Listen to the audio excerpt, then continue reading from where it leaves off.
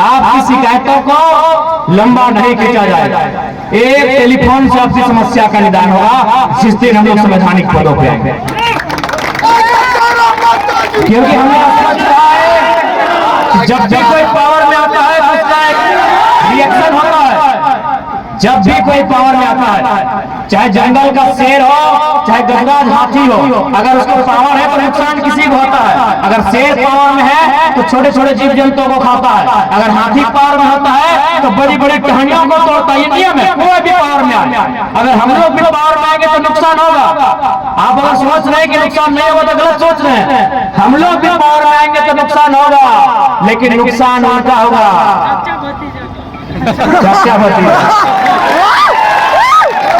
नुकसान होगा IAS IPS, नुकसान होगा डीसी छवि रंजन जैसे पदाधिकारियों का, नुकसान होगा इंजीनियर वीरेंद्र कुमार जैसे लोगों का, जिनका बेटा तीसरे दिन में 35 घर का टी शर्ट बदलता था, उसको बनियान में घुमाए।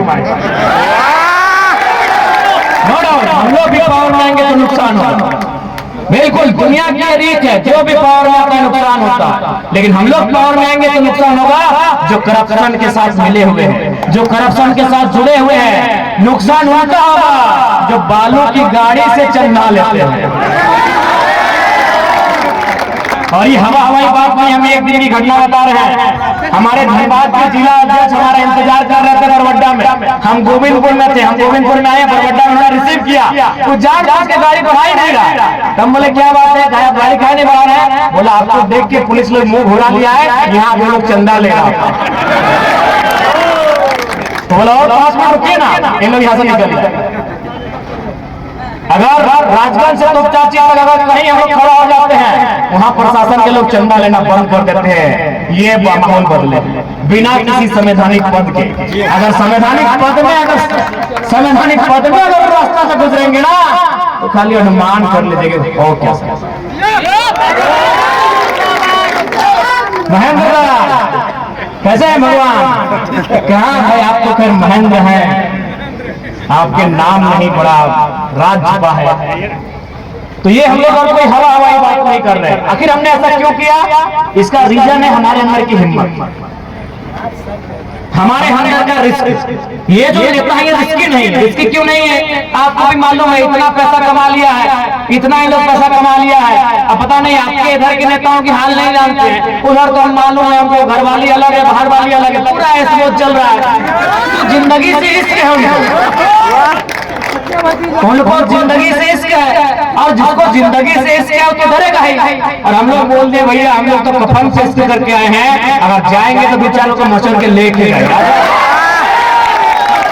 खुला बोले हमारा देखिएगा एक धरना था, बगल में 12 थाना की पुलिस थी, स्पेशल हमारे लिए आई थी। जरा महतो जा रहा है थोड़ा देखिएगा, 12 थाना की पुलिस थी, डीएसपी साहब बगल में खड़े थे।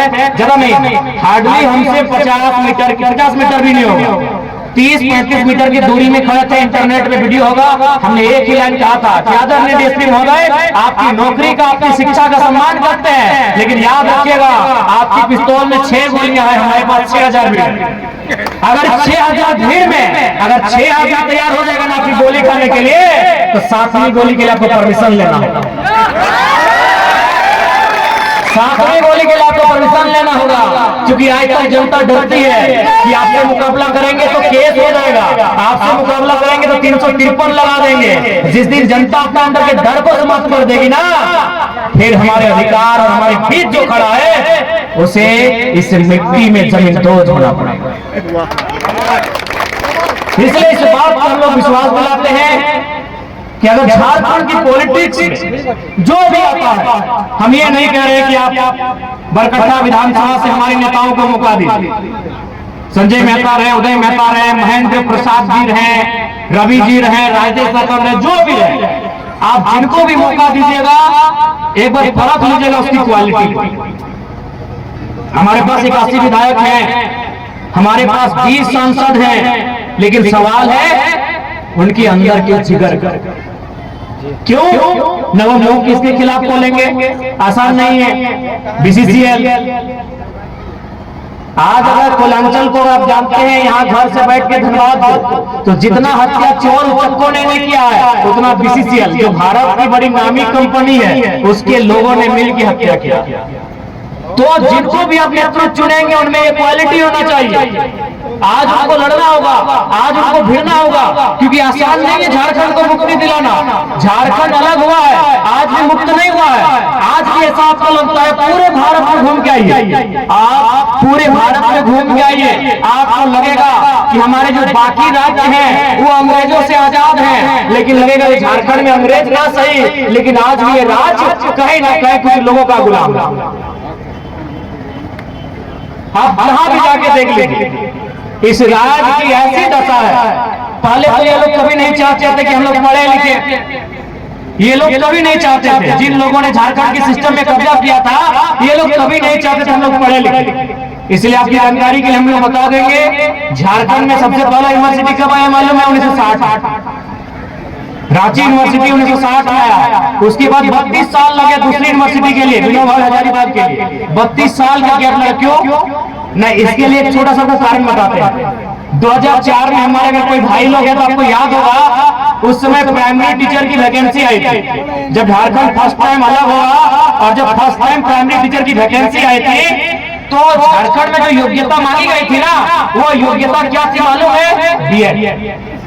अगर मैं गलत ना हो तो अगर जो जानकार लोग हैं, हमारे पीछे भी बहुत सारे बुद्धिजीवी लोग बैठे हैं, उस समय झारखंड में योग्यता मांगी गई थी बीएड। जबकि आपको भी मालूम है प्राइमरी टीचर बनने के लिए आज भी योग्यता है डीएलएड। आज भी डीएलएड, इंटर क्लास डीएलएड। यदि आपको 5वां क्लास का मास्टर बनना है, यदि आप नर्सरी से 5वां क्लास के बच्चों को पढ़ाना चाहते हैं तो आपको इंटर पास होना चाहिए और डीएलएड होना चाहिए। लेकिन झारखंड में मांगा गया था बीए प्लस बीएड। क्यों मांगा गया था? न झारखंड में उस समय यूनिवर्सिटीज नहीं थी, झारखंड में उस समय कॉलेज नहीं थे। जो भी डिग्रियां थी किनके पास थी? ये हमारे बड़े भाई यूपी बिहार वालों के पास। एकदम आए, एंट्री किए और सारी नौकरी 80% नौकरी को लूट लिए। तो ये तो सिस्टम हमेशा चलता आया। और नेताओं को फर्क क्यों नहीं पड़ा? नेताओं को इसलिए फर्क नहीं पड़ा कि आप बताइए कौन सा नेता का रिश्तेदार चपरासी का फॉर्म भरे। अभी अगर चूंकि अब चपरासी का फॉर्म प्रखंड वाइज होता है ना, चपरासी का फॉर्म प्रखंड वाइज होता है कि नहीं? यदि आज अगर चपरासी का फॉर्म आएगा ना तो हमको लगता है बरकट्ठा के प्रखंड से नहीं करने से भी 500 लड़का लोग भरेंगे एक चपरासी का फॉर्म।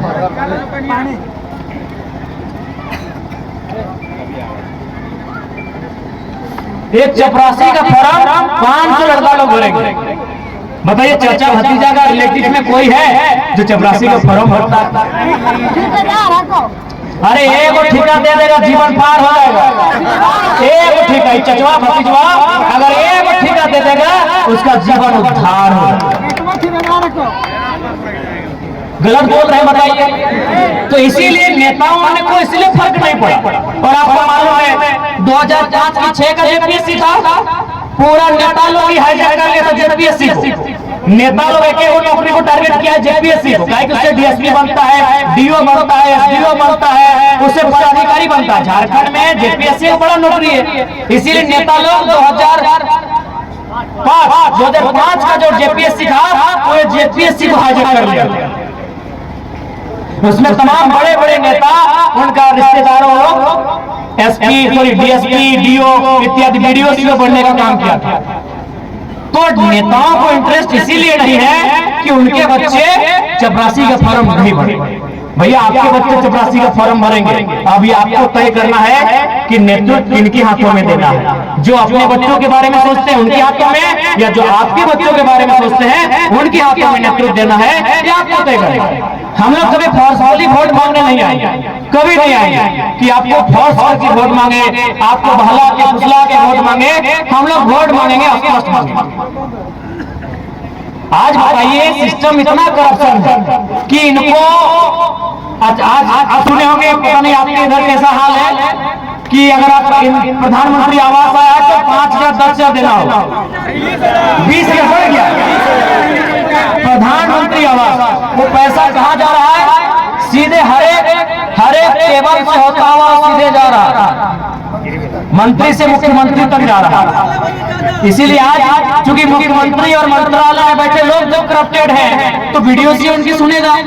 इसीलिए आज आप किसी भी सीओ के ऑफिस में चले जाइए, जमीन मोटेशन के लिए 15,000 20,000 मांगा जाता है। जमीन सीओ का बाप है? ए दादू, जमीन सीओ बाप है कि तोर बाप लगो? तोर बाप लगो ना, तो अगर मानते हो ना, उसके बाद कुर्सी पर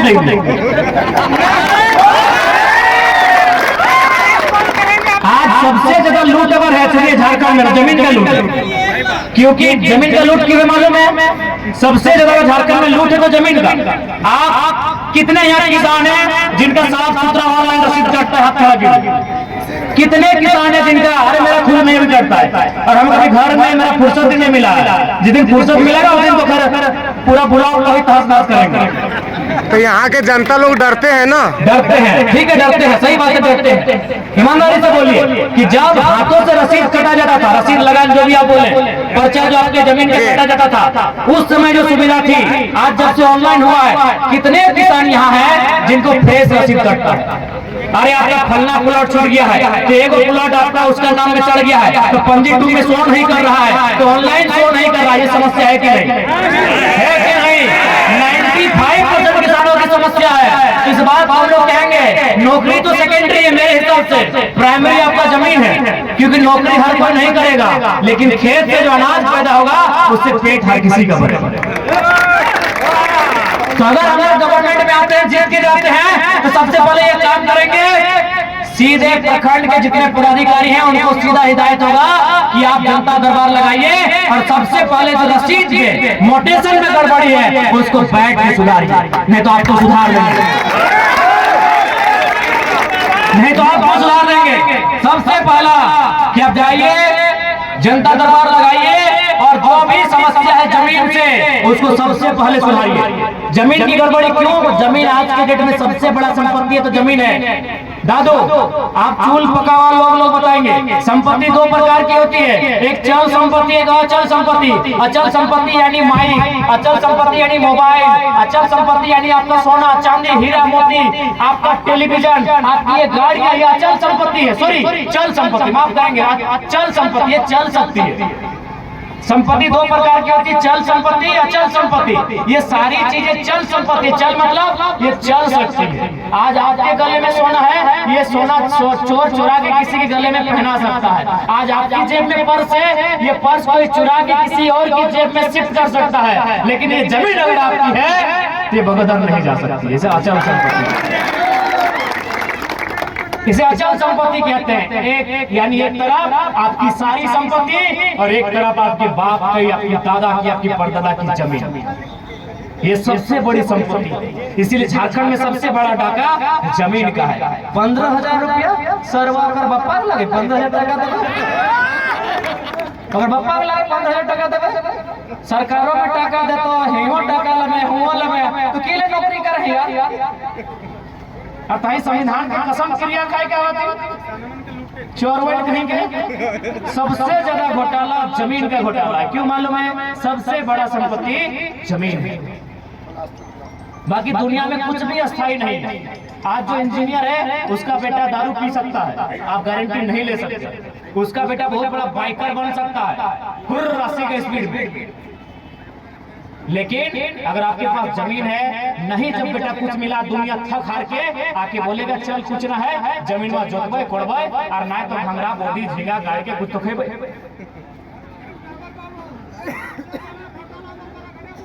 ब्लॉक बढ़ाओ ना, इसलिए ब्लॉक में अगर हो रहा है तो इस बात को आप लोग सुनिए।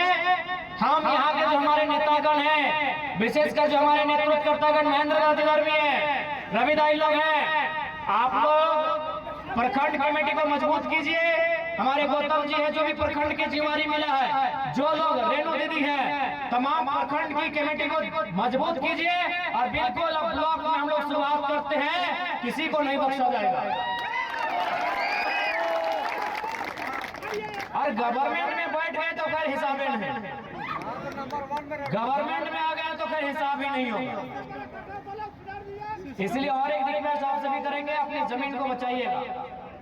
जमीन के रास्ते में कोई खड़ा रहे, जमीन के रास्ते में कोई खड़ा रहे, चाहे सामने वाला सीओ रहे, बीडीओ रहे, एसपी रहे, डीसी रहे, चाहे विधायक रहे, मंत्री रहे या महामंत्री रहे, कोई रहे, अगर आपकी जमीन के बीच खड़ा है लूटने के लिए, समझौता मत कीजिएगा। तमाम नौजवानों से कहेंगे जो आपकी माँ और माटी पे नजर गड़ा है उससे समझौता मत कीजिएगा। आज अगर आप कमजोर हैं तो इंतजार कीजिएगा, लेकिन बदला जरूर लीजिएगा। जो आपकी माँ को लेकर असभ्य तरीके से पेश आए, आज वो विधायक है, आज अगर वो सांसद है, चुप रहिए, कोई दिक्कत नहीं, आज समय उसका है। लेकिन अगर माँ को अपमान किया है और आप अगर सही में उस माँ के बेटे हैं तो धिक्कार है, एक दिन बदला जरूर लीजिएगा। नोटिया चोट के ले, चाहे चीर के ले, चाहे चबाई के ले, जरूर ली। और जब मटिया पे नजर गए तो कहे मालूम हो न, मैया जब तक जिंदा हो तब तक तो रखिए, जैसे हम मैया बुढ़ाओ गए ना ताव रहा जब तक बेटवा का खाने, यानी मैया जब तक जिंदा हो तब तक मैये किए तो, और मैया मरने बाद मटिए किए तो। हिद्दियों के साथ समझौता नहीं किया, हिद्दियों के साथ समझौता